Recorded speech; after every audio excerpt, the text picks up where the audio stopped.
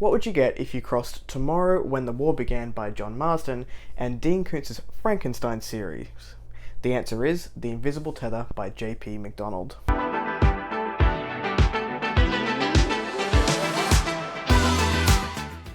Hello everyone, welcome back to A Fictional Escapist. My name is Kris and today's video is the Invisible Tether book review. This book review will be completely spoiler free, and I do just want to mention that Discord is live for buddy reads, so if you haven't checked that out, the link will be in the description box below. The Invisible Tether was an action-packed, fast-paced, coming-of-age sci-fi that upped the ante with every chapter. Now, you might be thinking, what do those two books that I mentioned earlier have in common, or you may not have read them.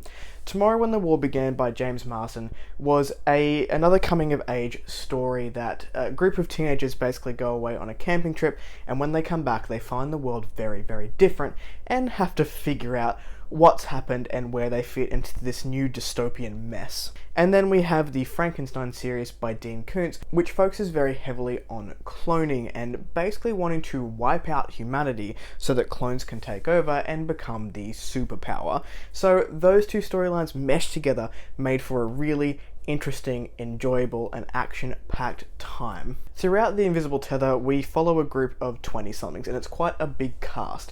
They're on their way to North Queensland to compete in the university games, or in early 20-something speak, a week of partying and debauchery. Our main character is Cooper, and he's ready to get away and party and maybe play some sport. I'm not 100% sure. I think his main interest is to court his love interest, Zoe. Everything is going swimmingly until they get on the plane, and the plane gets hijacked by a questionable flight attendant with a fair disdain for humanity. As the plane goes down, she does leave some fairly cryptic messages and creepy words to the survivors. We then have a group of new adults who need to pick fight or flight in a situation that is getting more dire by the second. Cooper and crew need to figure out what the hell just happened, how they're getting home, and why there are multiples of the same person coming to clean up the mess rather than offering to rescue them. And that's really all I can give you in terms of plot without going into spoiler territory. What I will say is this book was a heck of a lot of fun. JP McDonald has done a really good job of encouraging the reader to be entertained while also showing off some horrific events and basically figuring out what these kids, sorry to anyone who's under 20 and doesn't think of themselves as a kid, I'm old now, forgive me, have to figure out what to do in this situation, in a situation that no one, particularly young adults, should be in. Our new adults experience loss, love, friendship, betrayal, and the unbearable weight of new responsibility that no one should have to endure in these pages. But they do this with an outlook of looking on the bright side even when things seem like they are going to hell, and they are going to hell. The author has also done a fantastic job of capturing the thought patterns of a group of people in their early 20s. Most of these characters are still living at home with their parents. They're trying to be adults, they're trying to be independent, but they haven't quite figured that out yet. These 20-somethings were really authentic. They felt very authentic. It felt like a group of people that I went to university with, which was really lovely. As an example, we had our main character Cooper, who would think lovingly of his mother's cooking and couldn't wait to get to the dinner table to eat it, but she asks him to set the table and he's like, I'm gonna feign sleep and let somebody else do that, which is just the kind of nonsense I was also pulling in my early 20s.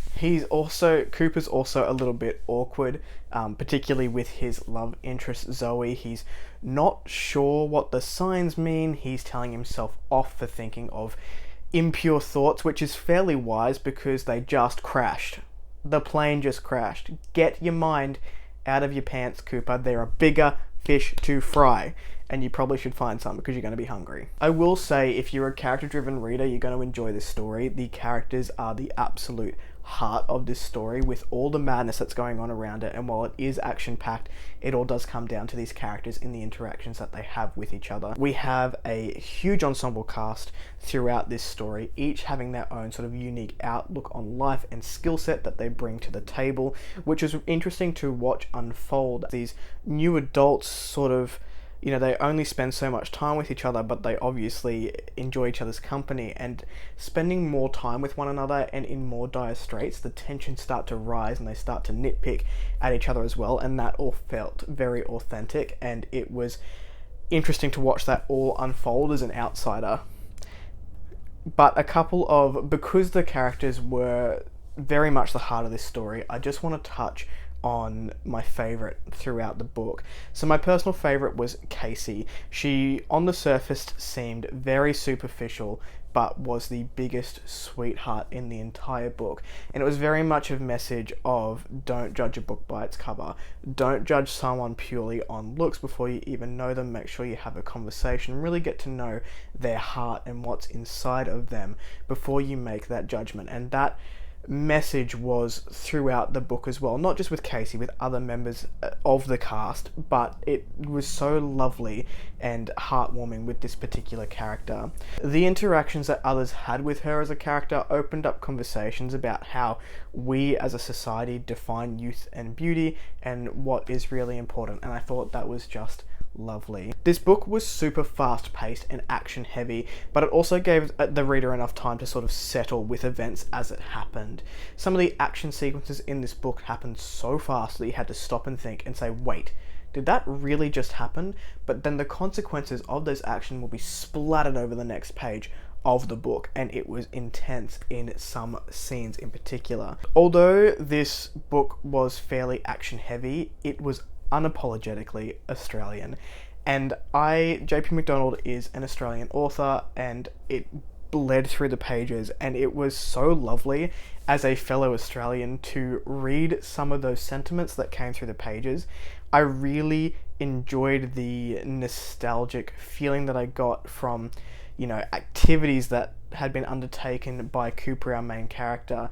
There was a mention of Vegemite when they were scrounging for food, and I thought that was really cool. And like in spaghetti on toast and just playing out in the countryside and not being so focused on television and whatnot and watching out for animals that shouldn't be there. It really did give me that sense of home as I read the book. So my takeaway from this book is it was a lot of fun. This would be an excellent palette cleanser if you are reading some heavier and longer stuff. This comes in at between 300 to 400 pages, flew by very quickly, and I had a great time with it. A couple of criticisms that I will give, and I've spoken to the author about these as well, is that if you're someone who doesn't enjoy an overuse of similes and metaphors, you may have trouble with this book. There were a lot of them. And I'm someone who doesn't mind them, but there was enough to make me go, I'm sure we could have found a way to say that differently. But it was fine, like it flowed. Just go in knowing that there is a heck of a lot of similes and metaphors in there.